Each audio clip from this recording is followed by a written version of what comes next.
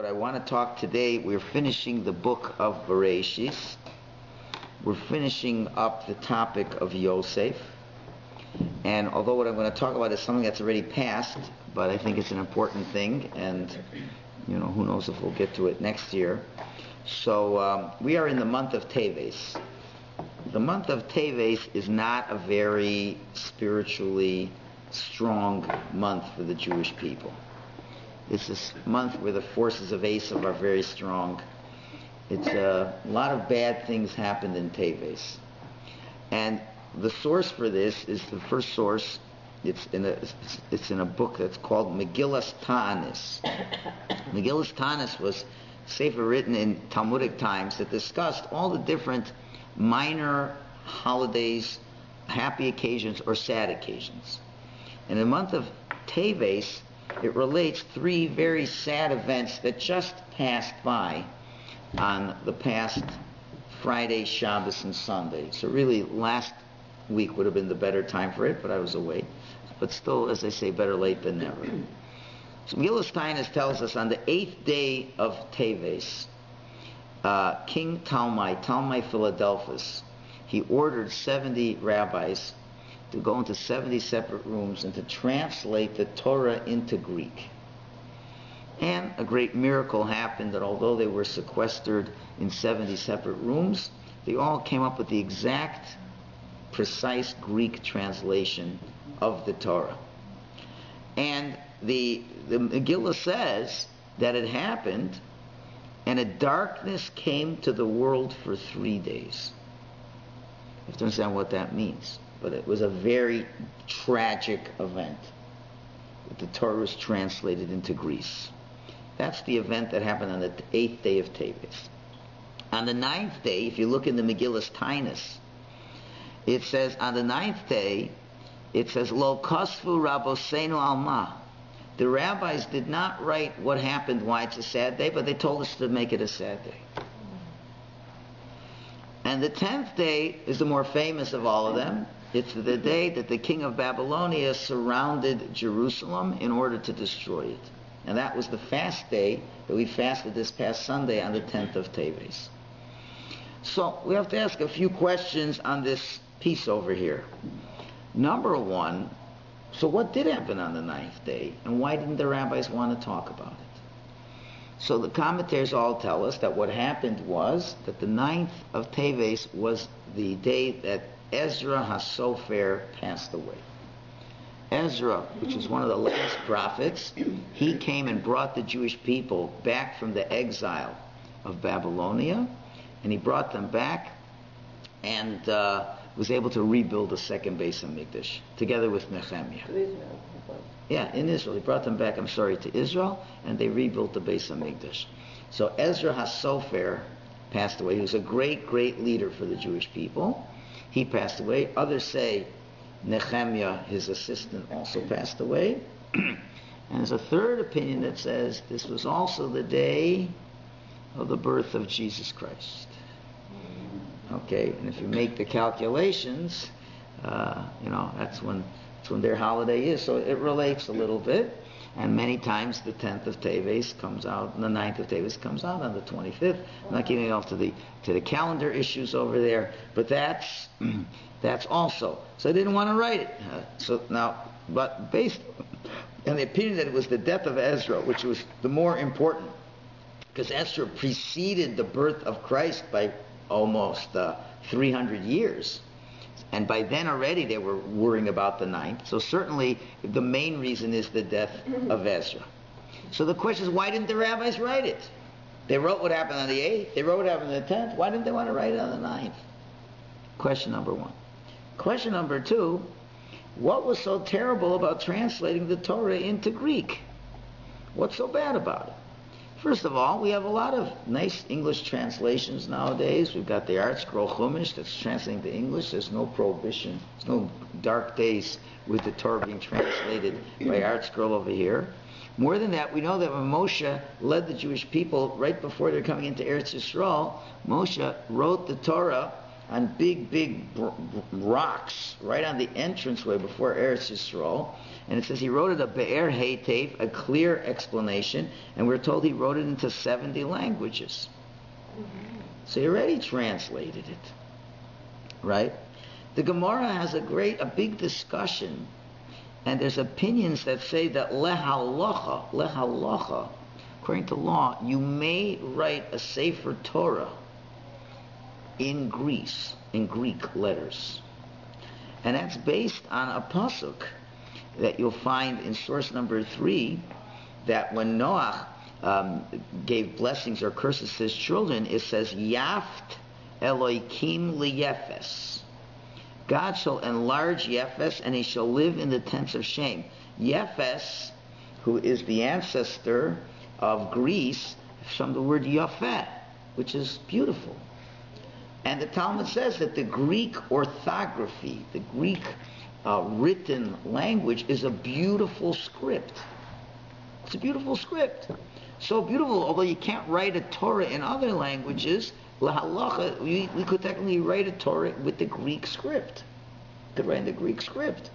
We don't do that nowadays, but the real question is, so what's the problem of translating the Torah into Greek?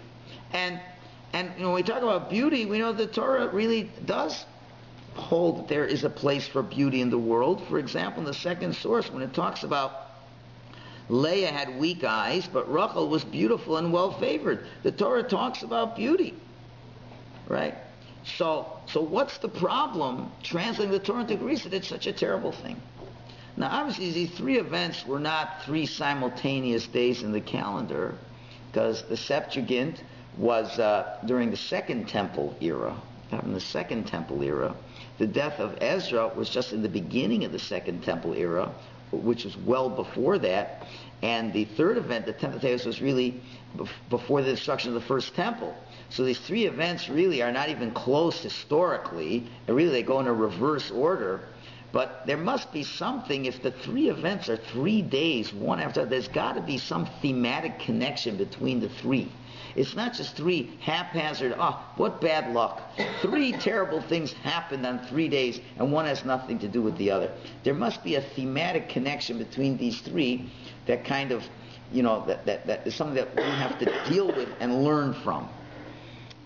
And even if we think about, this past Sunday, the 10th of Teves, what were we really thinking about on that fast day? This is one of these... It's a difficult holiday a fast day to understand. It's a very short fast day. It's the kind of thing people say, well, I just skip breakfast and lunch and I'm home for supper. Fast that ended about 5:30 or so. It's just we kind of want to get rid of it and get it over with. And because really what happened? So the temple was sieged. So it was sieged. We got another fast coming up on the 17th of Tammuz when the walls were breached. That siege lasted for 3 years. Okay, so... what do we add? In other words, when we put another day in the calendar to commemorate, what were we really commemorating on the 10th of Teves? That the temple was going to be destroyed? Well, we do that on Tisha B'Av. We already do it 3 weeks before Tisha B'Av when the walls were breached. Okay, so it's a sad to the fact that it was the beginning of the destruction. But what does that have to do with us today? Once we're commemorating Tisha B'Av and everything that's in that, so what is the fact that they laid siege? It's just a detail of something that eventually happened. So what am I supposed to do as a Jew on the 10th of Teves in terms of tshuva that's different than what I'm doing on Tisha B'Av already? We're just adding another day of mourning just for the sake of mourning because something happened there? So that's something we have to understand what's really behind all this. So these are the general questions. What is the thematic connection of these 3 events? Why was it such a terrible thing that the Torah is translating to Greek? Greek is a beautiful language. And in general, what is the Jewish approach to beauty? That's what we want to talk about today. So let's first translate some words. Again, you have to know what you're talking about. Do you have a sheet, Sam? Yeah. So anyway, you have to define your terms. If you don't know what your terms mean, then it's very hard to discuss anything intelligently. The Hebrew word that we call beauty is the word yafeh. Yud, Fe, He. Yafeh.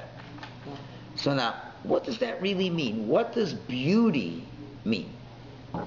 See, you have to understand, like, if you say that, those are beautiful flowers. What do you mean that they're beautiful flowers? What do we mean by the word beauty? It's pleasant to the eyes? Is that what beauty means? Is this something that the Torah would bother to write a definition? That something's beautiful to the eyes? So if you look in the Hebrew reading, understanding, Yafa means, we'll give a number of ways of describing this, it means something that is pure, refined, unadulterated, clear. For example, if you take the root of Yafeh in the way we use Hebrew, what does the word liyafot mean? Liyafot, or ripui, right, is to refine something. To refine. The root of liyapot means to refine something. In other words, if you have some gold and it's got impurities, you refine it, you're miyafeh. It's not making it beautiful, it's taking out things that do not belong there. There are things that, you can have something that's nice, but it has things that don't belong there. Gold, pure gold from the ground, is dirty. So now what do you got to do? You got to smelt it and refine it, and that's liyapot. Liyafot. You're trying to make it refined, trying to get stuff that doesn't belong there to get it out of there. That is really what beauty is, something that's pure, refined, and unadulterated. On the other hand, the opposite of beauty in Hebrew is kiyur.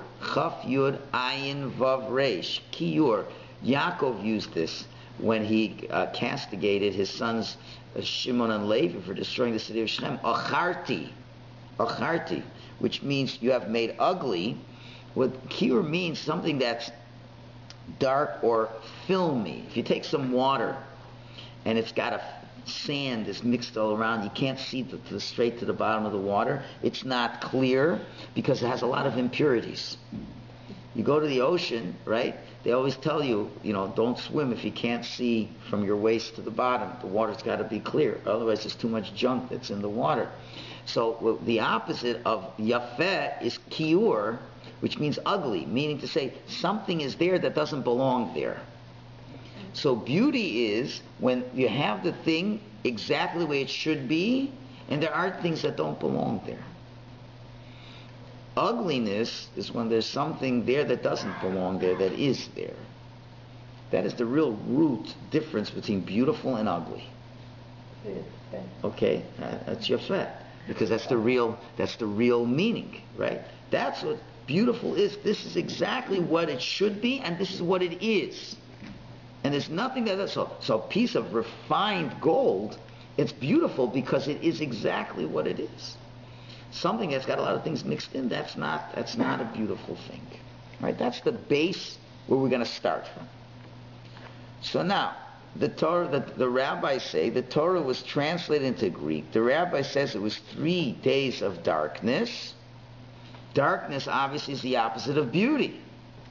In the Torah, black is not beautiful. Contrary to contemporary idioms, black is not beautiful.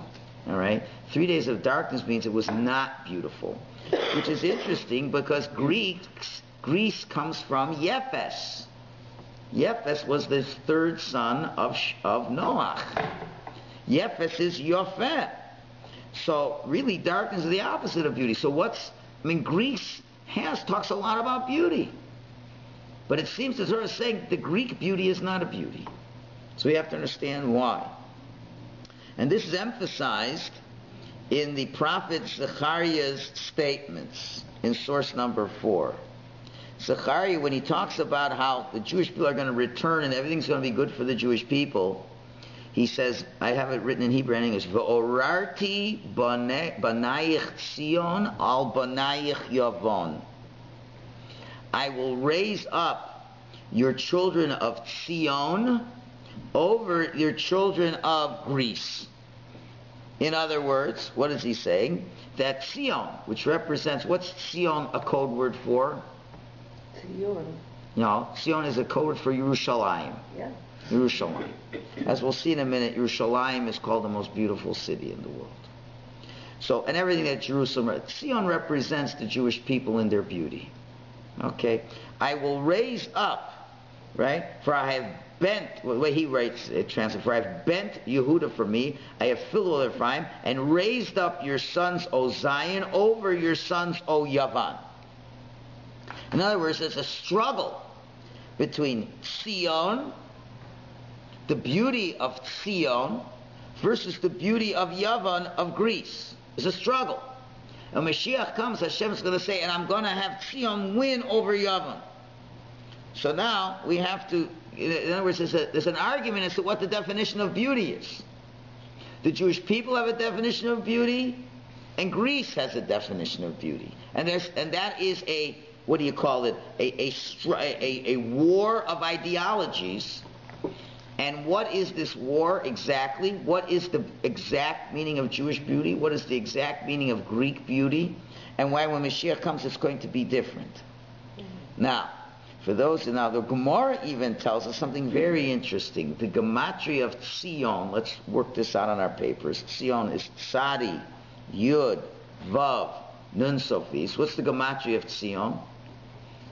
So Tzadi is 90. Okay. Okay. Yud is 10. Vav is 6. Nun is 50. What do you get? 156. The Gemara tells us what else has a gematria of 156? The word Yosef. Oh. Yosef.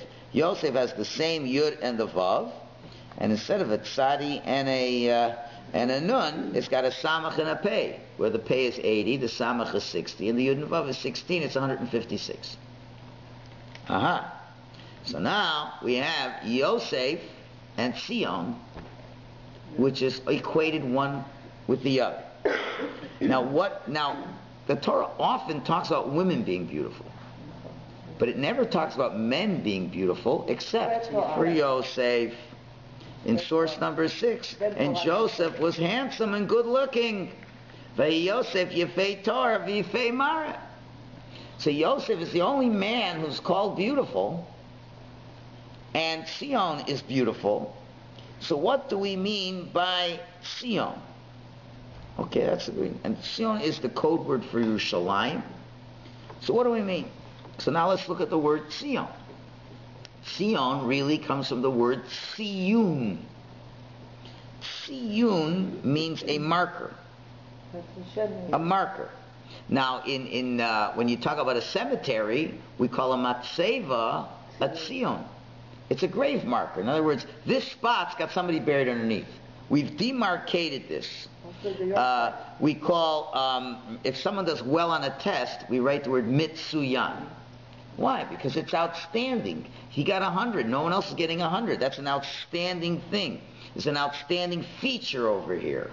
We talk about tziyunim laderech, signposts to know which way to go. Right? It's demarcations. So Sion. What's your grade? Yeah, but Sion means something that's different than everything else. That's when I say, oh, you did great on your test. Everyone's got a 60s and 70s. You got 100.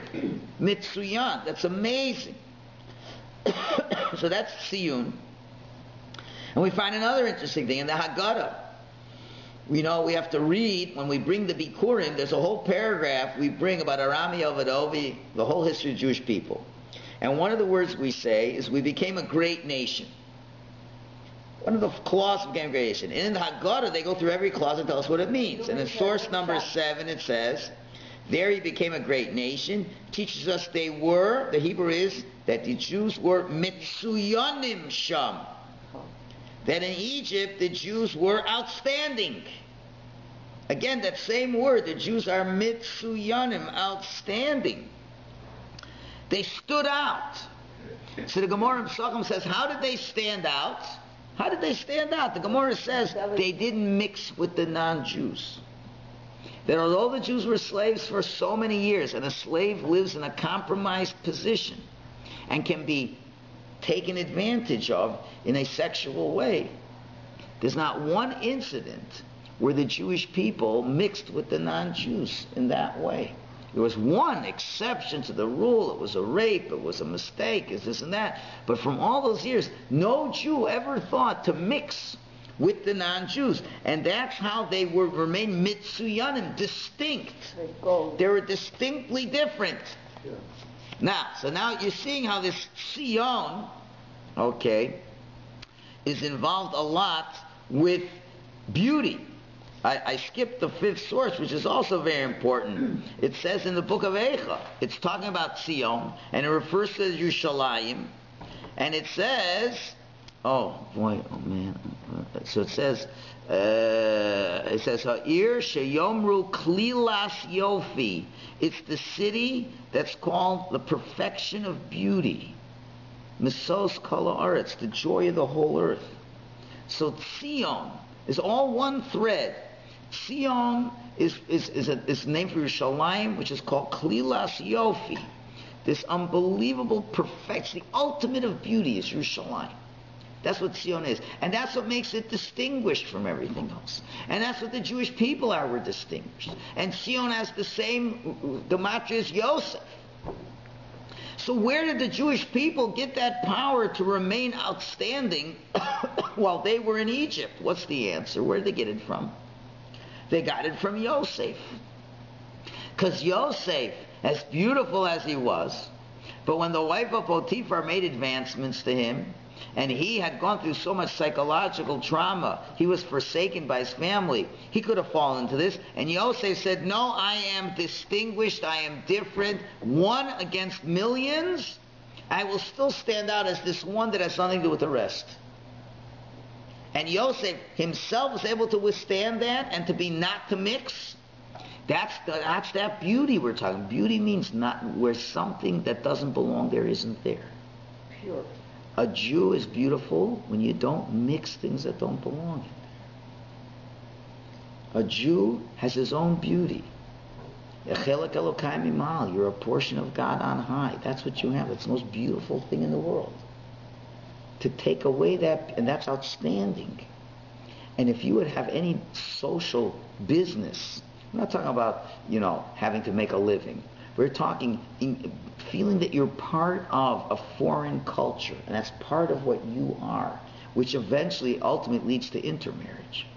To be involved in them, that means you would be losing that beauty. You'd be making the beautiful thing ugly. You're putting something that doesn't belong there. A non-Jew does not belong with a Jew. It doesn't belong there at all. Yosef kept that beauty. He was beautiful, and what the Torah is saying is it's a beauty that never was lost. That although there could be a lot of attraction of the outside world to mix in with Yosef because of his beauty, he refused to let any of that external things that don't belong there get into his life. So that's why Yosef was the Mitsuyan. He was outstandingly different. They always called him the Jew. And he knew he was the Jew. And he didn't at all allow any of the Egyptian lifestyle. He was surrounded by it. With millions. And he was involved in all the politics and everything else. And he still never allowed any of that to infiltrate into him. So that's why Yosef is the quintessential beautiful person. And it's not a coincidence that, as we say, that the name we give for Yosef, after his name, we call him Yosef HaTzadik. What's the difference between the word Sion and Yavon? Just the letter Tzadik. The Tzadik. You could take Yavon has beauty, but Sion is the Tzadik's beauty. That's the difference. Yavon is without a tzaddik. Tzaddik's one who will not allow that to come in. And that's what Yosef had. And since he had that, the Jewish people now had the spiritual inheritance from Yosef not to allow themselves to mix with the Egyptians in that entire period of time. And that's why they use a similar idea with King Saul. When King Saul was chasing David and wanted to kill him, and in the midst of that, David was hiding in a cave. And unbeknownst to King Saul, he had to relieve himself. And of course, many people, if you need to relieve yourself when you're in the mountain area, you just find a bush and you take care of yourself. But King Saul didn't do that. He was very modest. He went into a cave within a cave. He was so discreet. His bad fortune, or good fortune, he happened to stumble into the cave where David was hiding. And he didn't know that David sees him relieving himself. Now David hid himself so well, but King Saul wanted to, be modest. So he didn't just stop go into the cave. He went within the cave within the cave.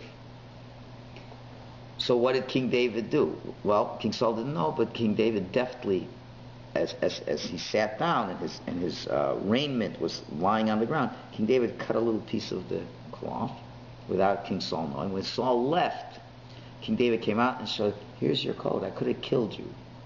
But he says, where is it? Source number 8. But the modesty which you have shown has caused you to be spared. And the Gemara asks, what was King David talking about? As he came to the fences by the way, there was a cave, and Saul went in lahasek to cover his feet. It had been taught there was a fence within a fence. In other words, he created a fence within a fence. He covered himself up in such a way that they have to be modest.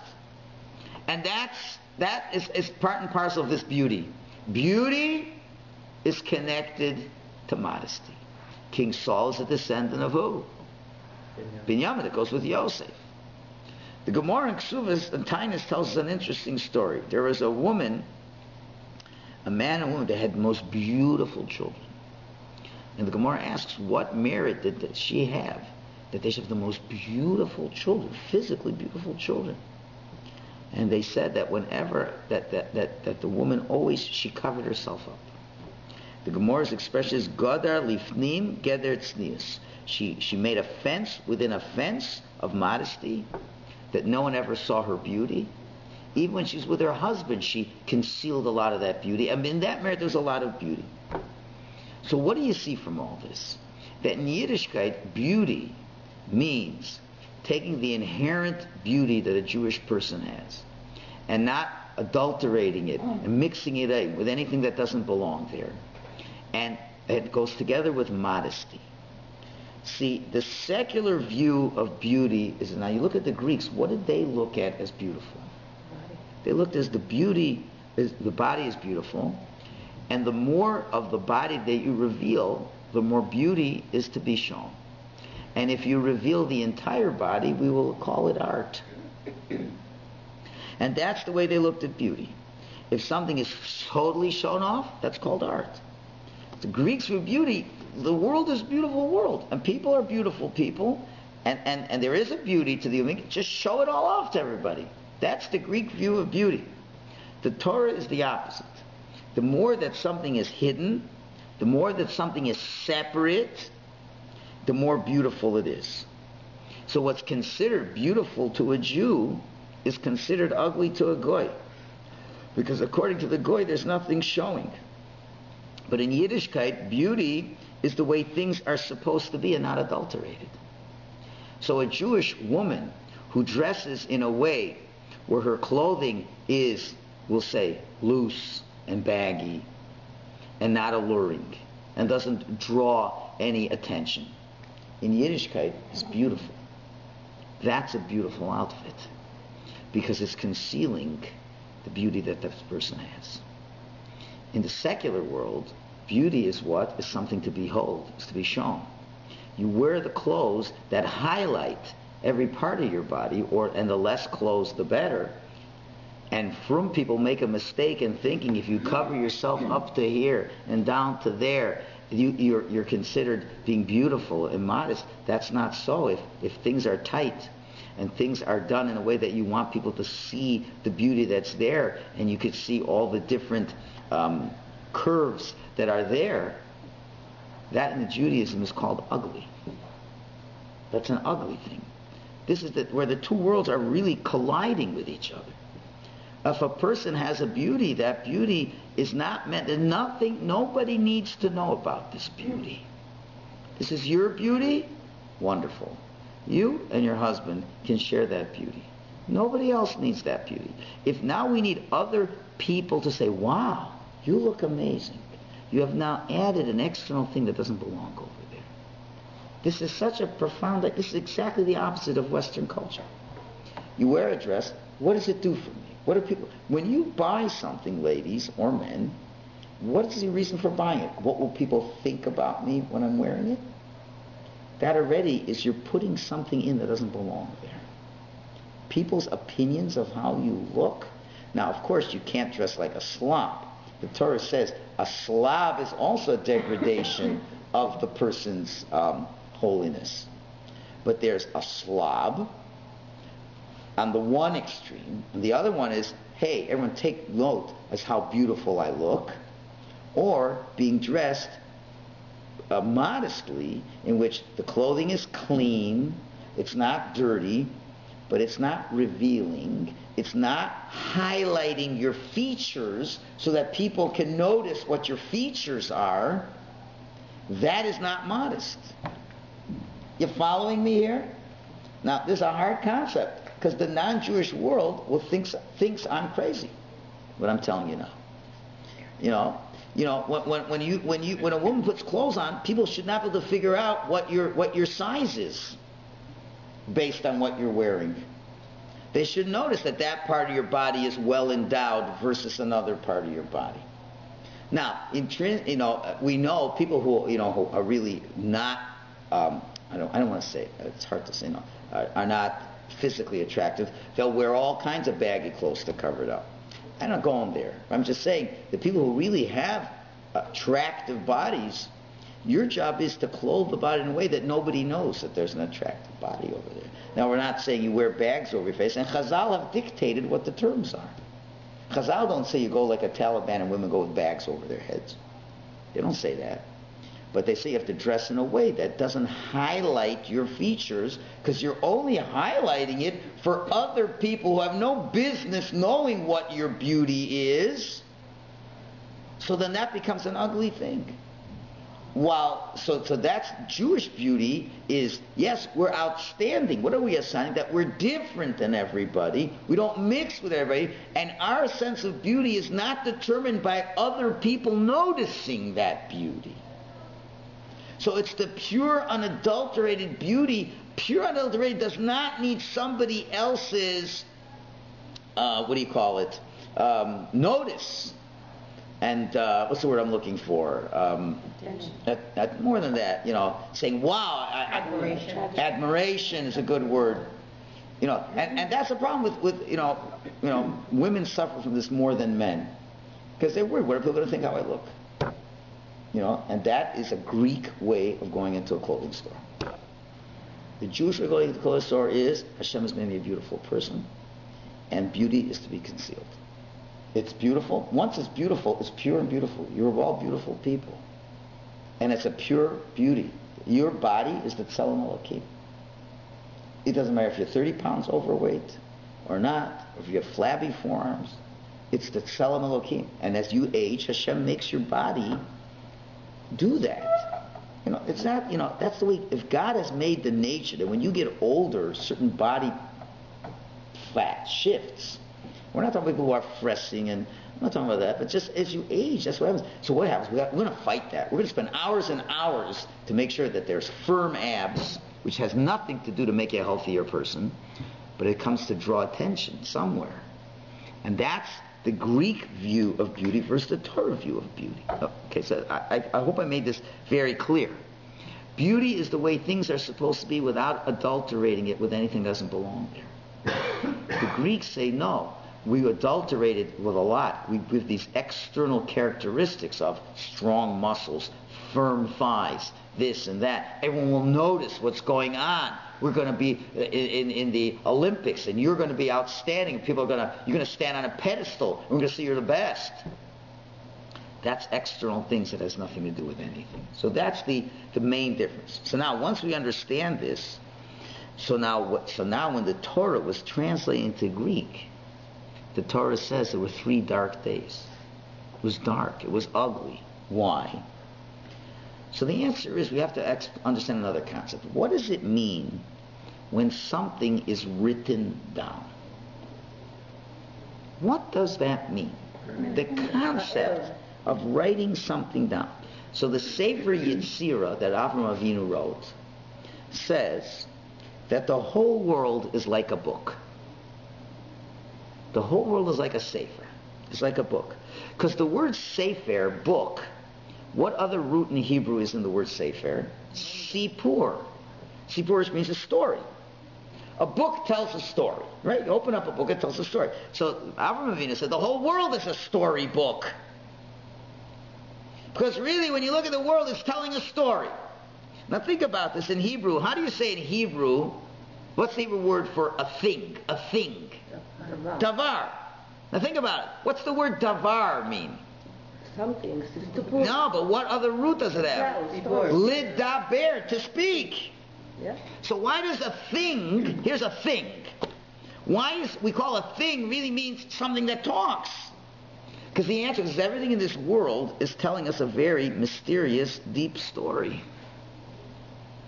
And that's why in source number 9, King David said, Hashemayim misaprim kvod kel. The heavens declare the glory of Hashem.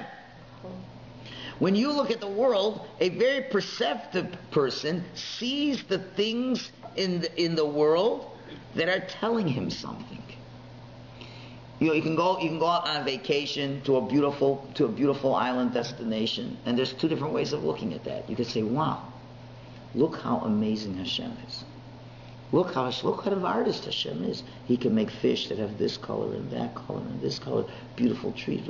It's all screaming out. The whole book of the world script, there's a creator who's amazing." Other person says, "Boy, I can sure make a lot of money. Taking this beautiful beach, buying it for $2 million, putting up condos, shoving in all kinds of pollution into the beautiful ocean, and making a lot of money, making money out of the beauty of this world." So the world tells a story. It tells a story. And it's a deep story. And a thinking person has to notice that what you see, there's something much deeper to everything that you see in this world.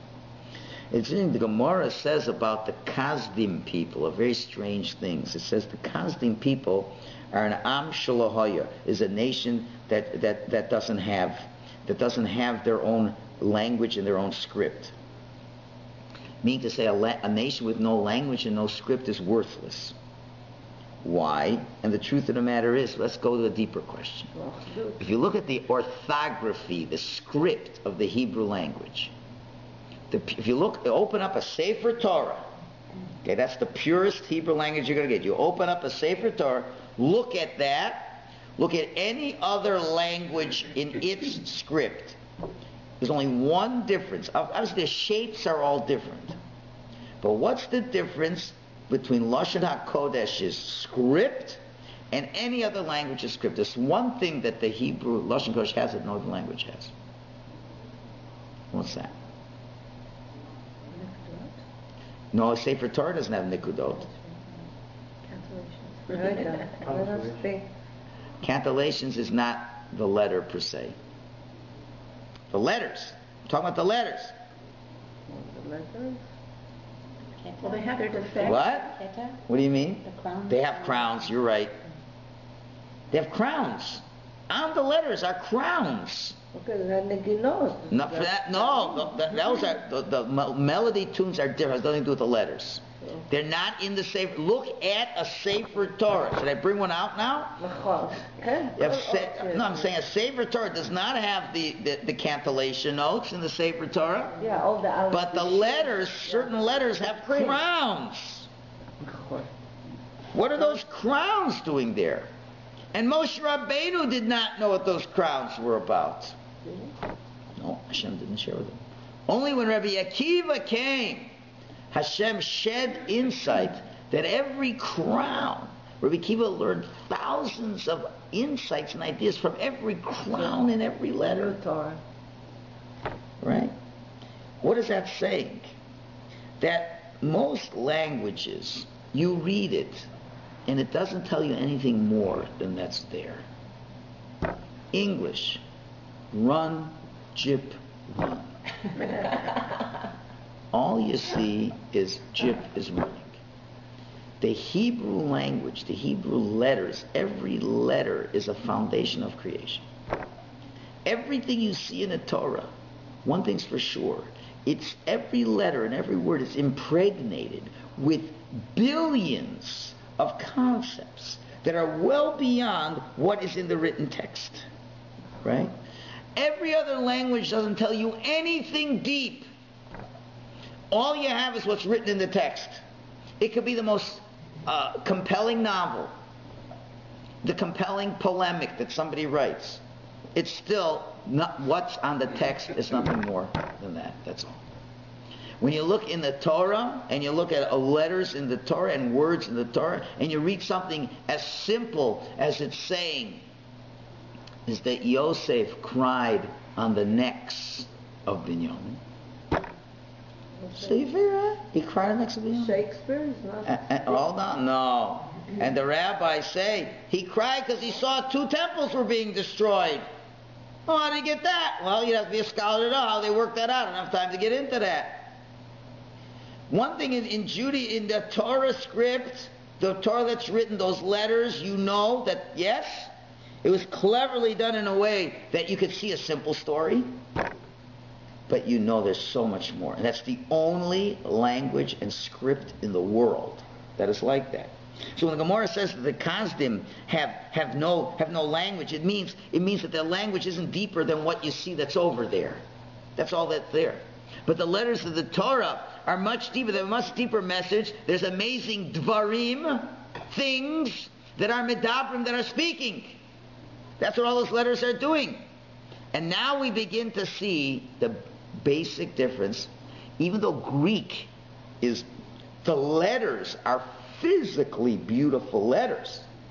It's a beautiful orthography. But the difference in Hebrew and Greek is the Hebrew language is mitsuyan. It's outstanding. And now you see it's sanua. It's concealed. When you look at a Hebrew letter and you see an aleph, you say, oh, that goes ah. But the aleph, if you start looking at the aleph and you see that the aleph, just look at an aleph. I'm going to make it like this. An aleph is a vav with a yud and a yud. Numerical value is 26. That's God's name. You already have God's name in an aleph. Aleph means to learn, to teach Torah. All of a sudden, that little aleph that you see, it's so new, it's so modest. There's so much to that aleph, but you only see an aleph. If you dig deeper, you're going to see so much more. You read a verse, it seems so simple. And Yosef cried on Binyamin's necks. Oh, that's nice. That's emotional. But it's a tzanua. It's such a modest line. Because there's so much there. There's so much more depth. But it's concealed. And that's why the Torah says, just like there's 600,000 Jewish people, there's 600 letters of the Torah. Which deeper meaning says, just like every letter is so tzanua. It's so modest. It's so beautiful. It doesn't show off. That's what every Jewish man and woman should be like every letter of the Torah. Every Jewish man and woman, you have so much. Not only physical beauty. We know about many great rabbis who were geniuses. But they would know not to show it off to other people. Just because you have, forget about physical beauty. That's only one aspect of tznius. What if you happen to be the smartest person in the room? You know the most whatever. Torah, math, science, I don't care what it is. There has to be a certain tznius that, okay, you know the information. You don't have to show it off to people. Why does everyone have to know that you're the best in that? You have many beautiful stories where rabbis would visit other cities. Big rabbis would come. And they'd ask them to speak. Just a great opportunity. And many times they would give a very brief, not inspiring message. Why? Because they could put the if they would give an amazing speech, it would put the local rabbi to shame. And the local rabbi now has to live with that comparison. So it's not, they don't have to always show off what you know. And there's many stories about this. Many stories where rabbis were debating, what's the source, and another rabbi says, I'm not sure, and they would and although they could have humiliated them, they said, you know what you're talking about, I know everything by heart, and they would cover it up. There's concealing your greatness. That's really what the Hebrew alphabet is all about. It is the most beautiful language because it's so tzniistic. You hear? And every Jew compares to letter, is meant to emulate those letters. You're beautiful, but you don't have to show it off to people. The Greek language is a beautiful script, but that script has no deep mysteries. It's beautiful to look at like art, but there's nothing deep to that. Now, there's something we mentioned a few weeks ago on Hanukkah, but now you're going to see it all fits in so much deeper now. What did the Greeks really want from the Jewish people? We talked about this a few weeks ago. Did they want to kill the Jews? No, they didn't want to kill the Jews. Did they want us not to be Jews? They didn't want us not to be Jews. What did they not want us to be? Holy, that's true. So now, separate. Now we're going to just use one more word that fits in. They didn't want us to be mitsuyanim. Different, outstanding. Be like everybody else. Run around naked and with beautiful bodies like everyone else. We said in the Masur that the Yevanim came, ufortzu chomos migdalai. They broke through the walls of my towers, means they want to break through the barriers. You Jews are so different. Why do you have to be so different than everybody else? So when Zechariah came in source 4 and says, V'ararti banayich Tzion al banayich Yavan. What does it deeply mean? At the end of time, we know there's this battle between the Jewish view of beauty and the Greek view of beauty. And Hashem will show us once and for all the beauty of separation, concealment, and being mitzion versus the beauty of open, unrefined, reckless, overt beauty.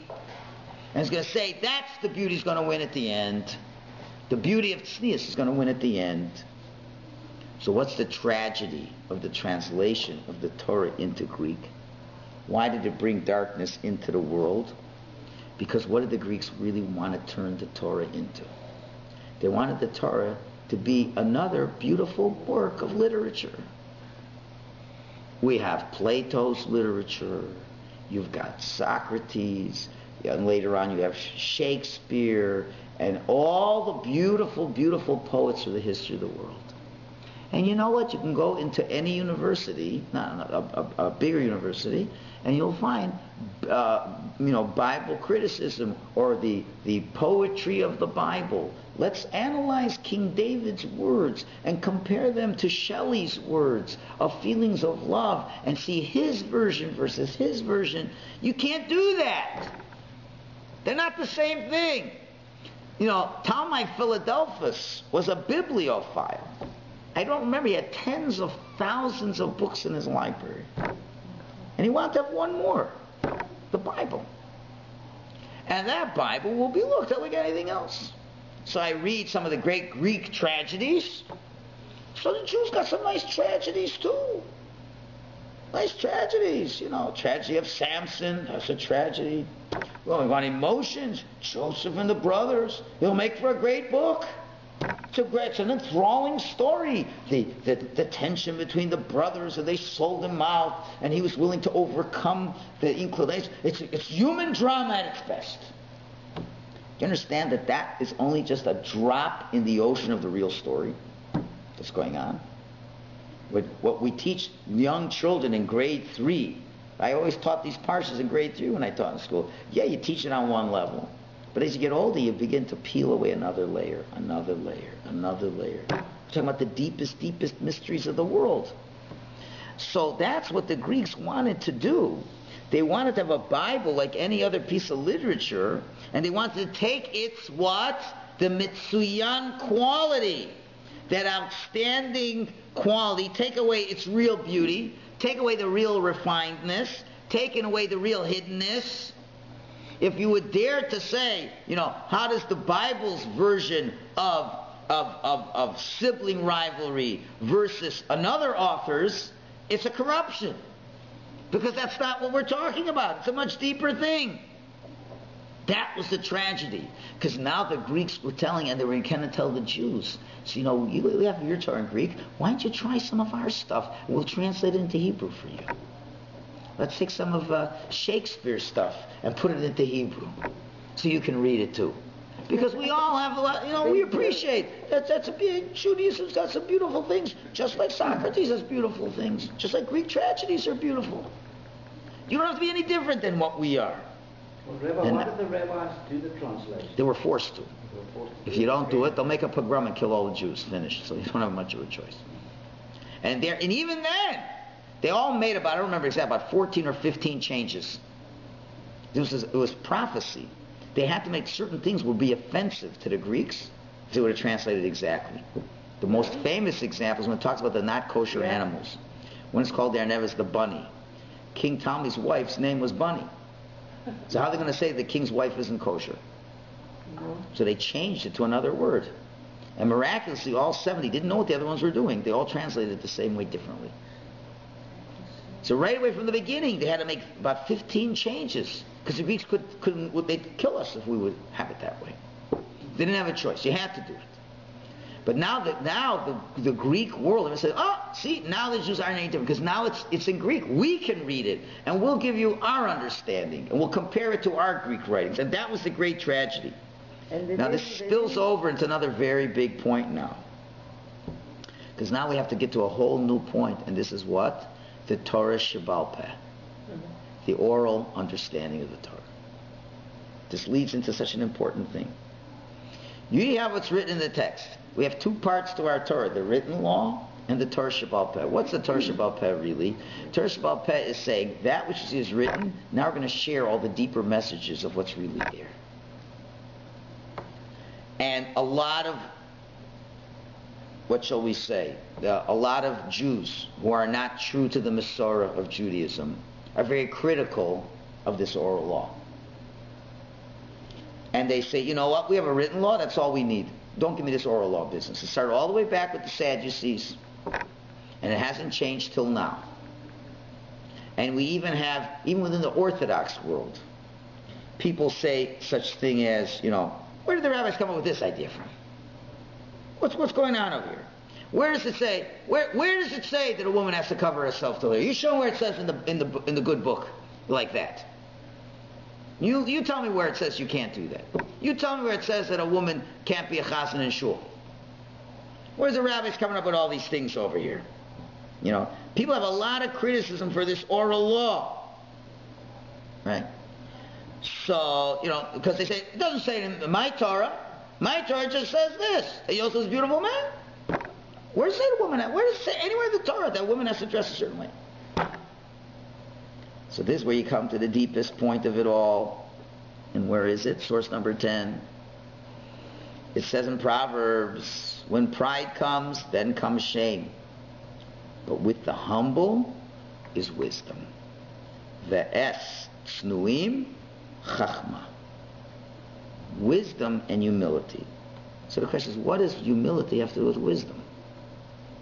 What does it have to do? The answer is, not humility. Snua is modesty. I should have, I shouldn't have said with the humble is wisdom. I should have really better translation with the modest is wisdom. There'll be a better translation.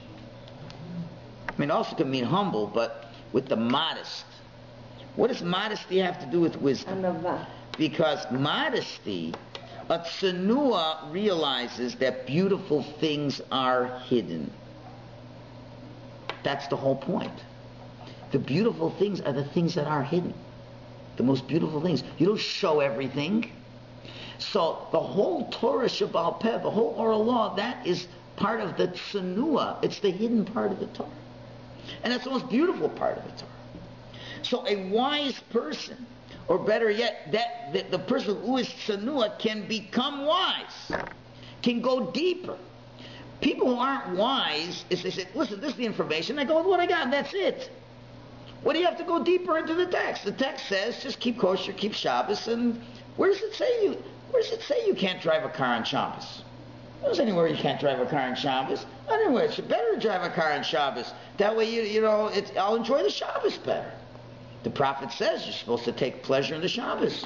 And frankly, on a rainy day, last week, how many people came to Shul? Because the weather was so bad. It takes away from my pleasure of Shabbos. No. You know what? The most beautiful part of this whole Torah is the part you can't see. It's hinted to. There's hints. rabbis just pull it out of the air. They decided to bully their way around Judaism. Because if you look close, very deep, you'll remove some of the layers. You go deep, deep, deep, deep, deep. You'll see everything's hidden to these ideas. Exactly how you're supposed to dress is hidden exactly in the Torah. Now, historically, you're going to notice something very interesting. Historically, till today, there's a correlation between immorality and not believing in the oral law. What do I mean? You can go to a Jewish wedding, and all the women there are dressed in very revealing ways. You think it comes out of the thin air? You know? Did you ever talk to their husbands? Dimes to donuts, those husbands never learn any Torah Shabbal Peh. They don't learn any Gemara. They don't believe in the Torah Shabbal Peh. They only believe in what's the written law. It's not a coincidence. One goes with the other. Do you follow? People say, why can't I dress this way? You mean, why can't you? Because the rabbis say you can't. What do the rabbis know? The rabbis know. You know, they look at the Torah like another Greek book.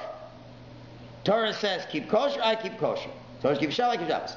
Doesn't say exactly how to keep Shabbos. I'll decide how to keep Shabbos. So, texting is okay on Shabbos. No, where's in Torah you can't text on Shabbos? You can text on Shabbos. That gives you a lot of pleasure to text on Shabbos. Where's say you can't go to the beach on Shabbos?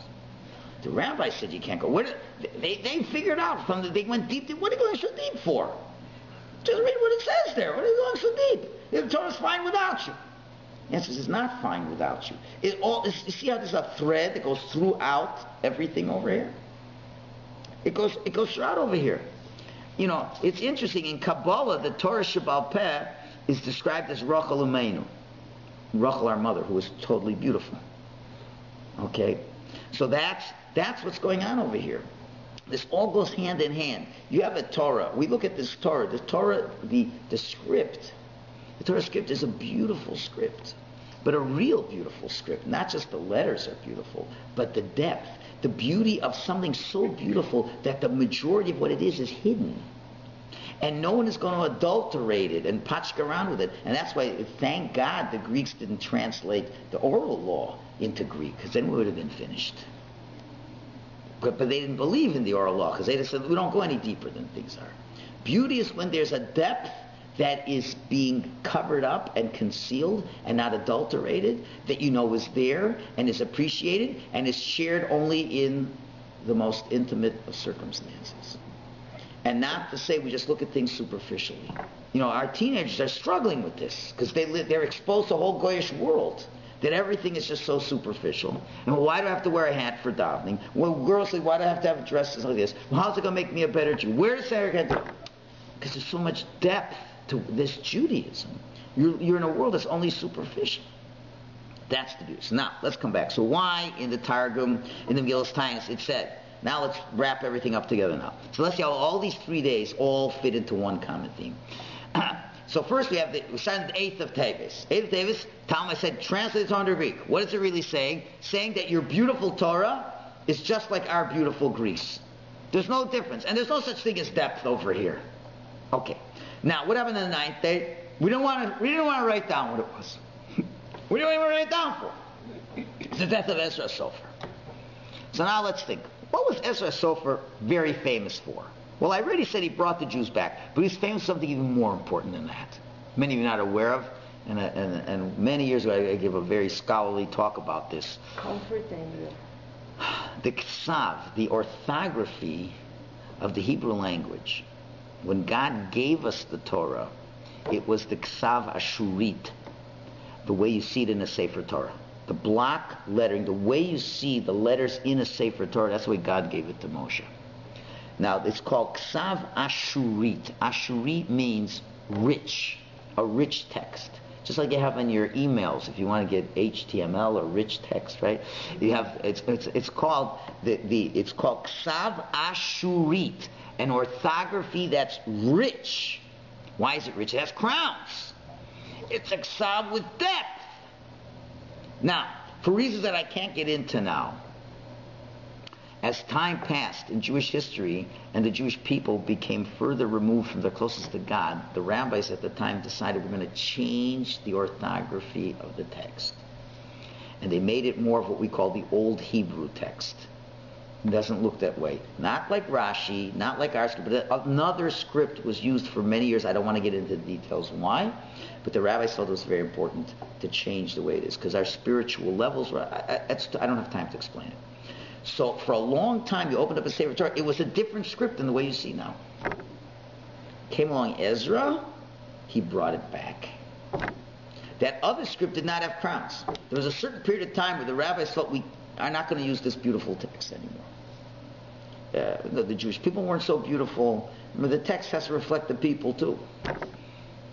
I don't want to get into why, but that's what happened. It fell into point because it's such a holy text. It's not something that's why when the Sefer Torah falls, I understand. You take a Shakespeare, you drop it on the floor. What do? Pick it up. You take a Chumash, you kiss it. Before, since when? Can you imagine? Think of a goy would look at you. Let's say you're in the subway, you have a Chumash, you drop the Chumash, you kiss it, they think you're out of your mind. And you probably wouldn't do it because you'd be afraid what they're going to think of you. Can you imagine you have a Chumash, you dropped it and you kissed it? You're nuts. What are you kissing? You're kissing the depth of the beauty of that Torah. What? Hold on. So now, Ezra, what did Ezra do? He brought back that script. There's all kinds of reasons why he had to do it. Because he had to nullify the Sadducees. I don't have time to get into it. But he brought back that script with the crowns. And what that means is he brought that beautiful script of the mysteries of the Torah. And what is it? And when the rabbi said they didn't run and write it down, is because that's what happened when he died. It's as if the ability to write was gone. In other words, the real way to write, he brought it back. He brought back that rich text. And when he died, it's like that rich text was gone, because he embodied what that rich text was. There's the text, and there's the Jews like the letter. Do you understand? You have these letters are so holy, they're so beautiful. Why? Because there's so much in it, and they're so concealed, and they're so modest letters. And we can't even write more. There's so much more. So when he died, it's like that script died to a certain extent, and therefore we couldn't even write what happened. Do you understand what they're saying? Not that they didn't want to write it was bad news. It's like, how could you write the incredible loss of such an Ezra, someone who the Torah could have been given to him instead of Moshe Rabbeinu? So therefore, it's such an incredible loss. But you see how that loss is exactly compared to writing the Torah in Greek. On the 8th day, write the Torah in Greek so the Torah has no depth. Let it be like any other literature. And Ezra came along and brought back that beautiful letters, although historically that was earlier. Do you understand?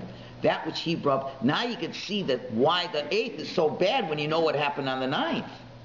Ezra brought back that beautiful text. So there is a great depth to Yiddishkeit. That was the whole problem. Why was that temple destroyed? We're going to talk about it in 1 minute now.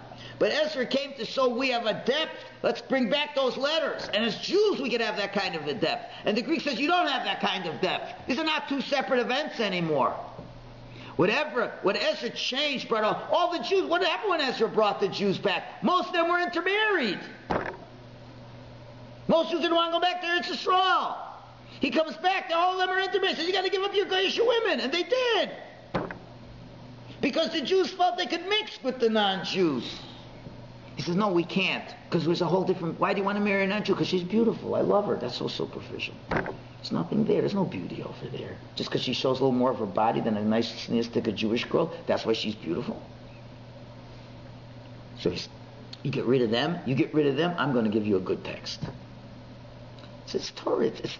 It's more human than we are. Do you understand? So when the Torah falls, you have to fast. That's not stam, right?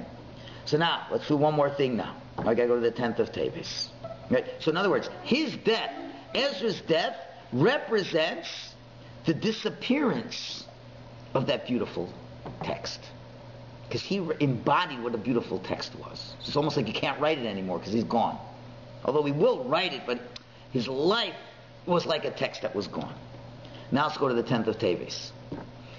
So what does it say? Jerusalem was surrounded. It says it was matzor u'matzok.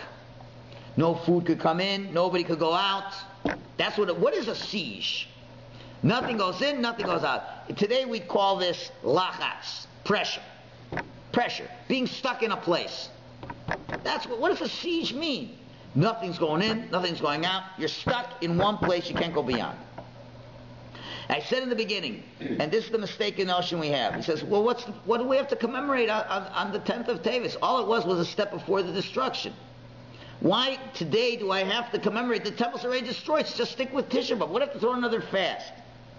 What's unique about the 10th of Tevis that goes beyond what the destruction? If it's just the step towards destruction, so commemorate what destruction commemorates. We have to commemorate the fact that they were sieged, but there's got to be something unique about what metaphorically being besieged means.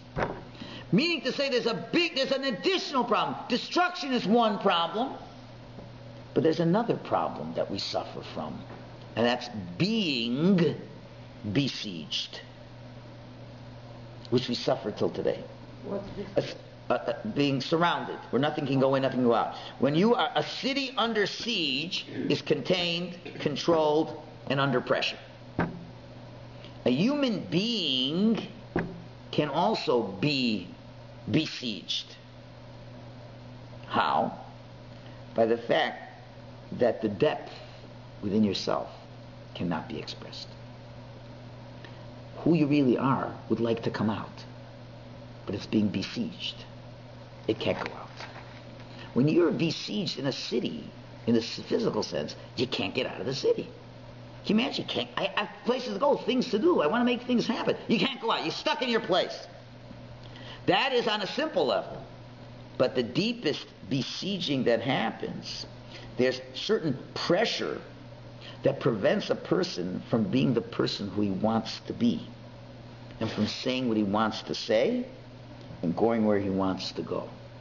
That pressure, when your chumash falls in the subway and you're afraid to kiss it, is because you're besieged. What are they going to think about me? They're going to think I'm nuts. All of a sudden you can't say what you want to say, you can't do what you want to do. On the 10th of Tevis, not just were the walls besieged, every Jew was stuck in a very superficial reality. That's the point. There's a siege of the mind. There's a siege of the soul.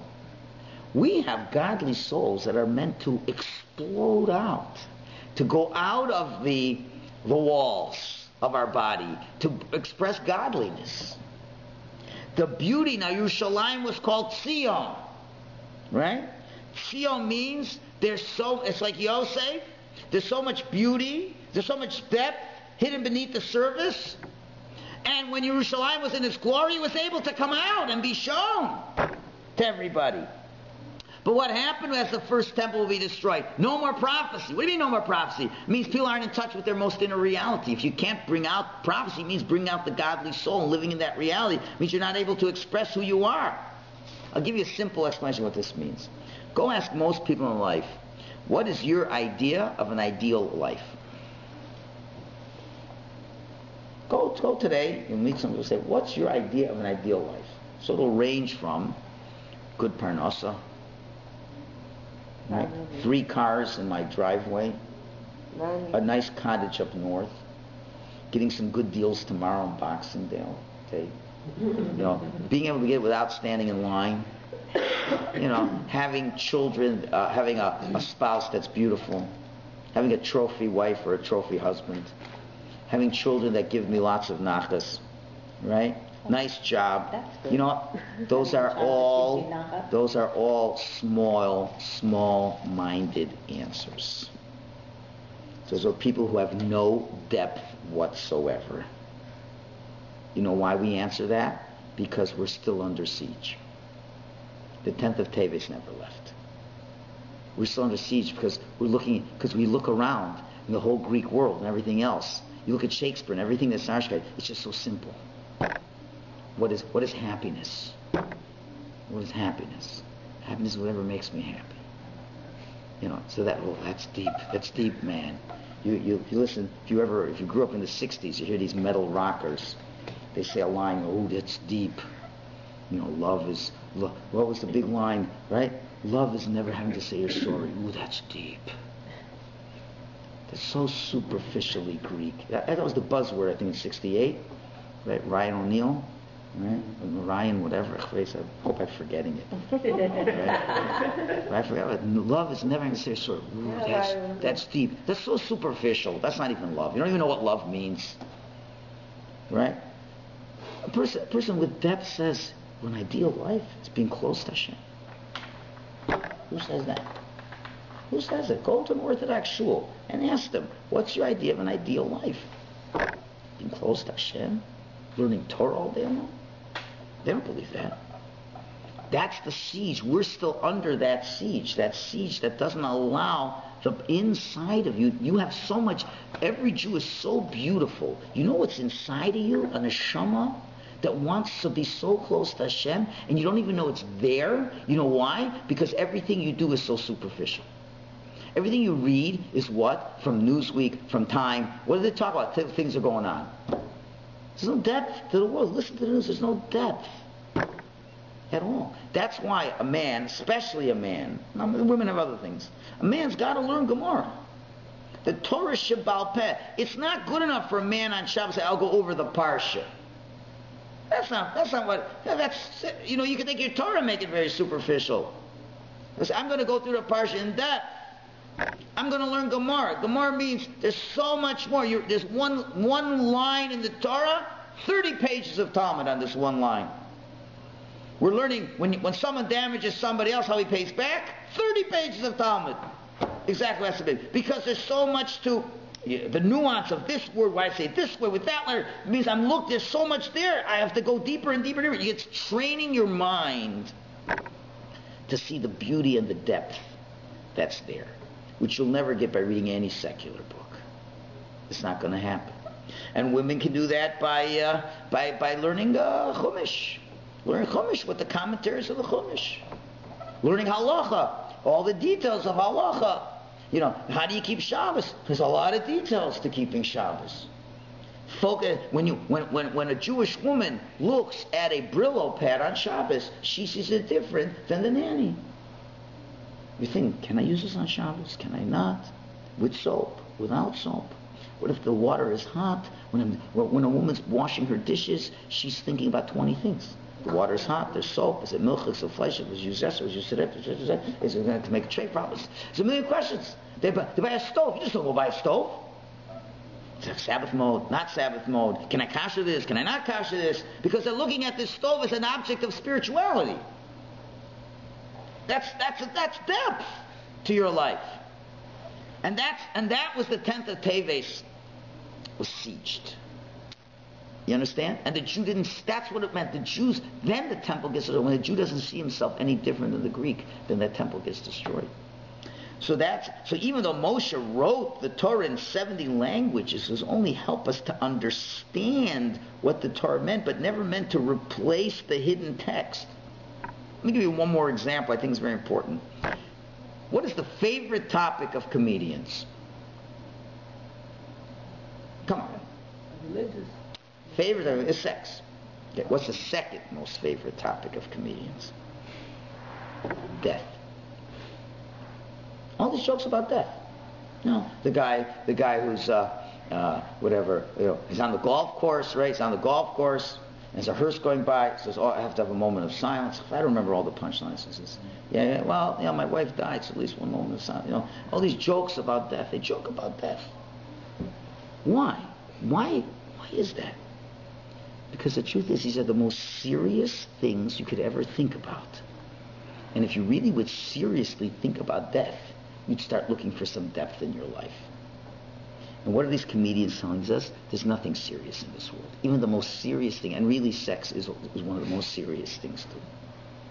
It's a serious, very, very godly activity. And you make jokes of it. Meaning to say, there isn't anything deep. If you can even make jokes about death, then there can't be anything important in your life. It's just the superficiality of life. Right? So how do you overcome? So now you say all 3 days fit exactly. You have the 8th day, translate the Torah into Greek. There's nothing deep about this Torah. And there's nothing beautiful. The physical beauty of the Greek letters replaces the intimate beauty of the Torah, where there's depth and nothing corrupted in there.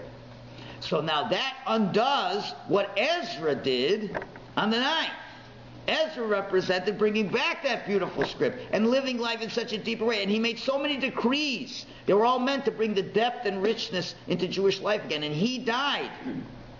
And that means that depth was hurt. And if he died, that wouldn't have... But ultimately, the greatest wound is when the temple gets sieged. Because then we only look at ourselves as superficial. We look at ourselves as a Greek letter and not as a Torah letter. So we don't think there's much depth to ourselves as well. And that's the whole challenge of Teves. And therefore the solution to that is we have to be involved in depth analysis. And again, for men it's learning the Torah Shebaal Peh, learning the Gemara. For the women it's learning Pshat and the Parsha. This is the real beauty of Judaism. So that's why, now it doesn't mean to say that Jews can't be involved in beautiful things. But we have to be careful not to idealize these things. That's the part you have to worry. You talk about different ways of dressing. Right? On the one hand, you can dress Calvin Klein designer clothes. Or you can dress like Hasidic clothing. Right? Now, I'm not saying you have to wear Hasidic clothing. Right? But here's the problem. If a Jew would think that someone wearing Hasidic clothing is weird, and Calvin Klein isn't, then you have a problem. I'm not saying you can't wear Calvin Klein. Right? But if you think that dressing like a Hasidic Yid is a weird way of dressing, then you got a major problem. You know, there's nothing wrong, for example, playing basketball. There's nothing wrong playing basketball. But if you idolize basketball players and you have pictures of them in your bedroom, and you think that's beautiful, then you've got a problem. If you'd rather have a picture of a movie star on your wall than a picture of a great rabbi, you have a problem. I'm not saying you have to now get rid of your clothes that you have. But I'm saying, but to believe that if you see a Hasidic dressed person walking in and say, boy, that person's weird, then you've got a problem. You've got a problem. So Hashem should help us to bring back that depth and to really understand what real beauty is. And when you want to say a person is really beautiful, what that beauty is, it's so hidden, it's so deep, and to preserve that integrity and that beauty. That's how we undo the mistakes of Teves. And Mir Hashem, when the Mashiach will come, we'll be able, as Zechariah says, Hashem says that beauty of Judaism, that beauty of Zion, that's what you really want Zion to come back. When that will come Mashiach, then we'll be able to see the real beauty that the world has to show us.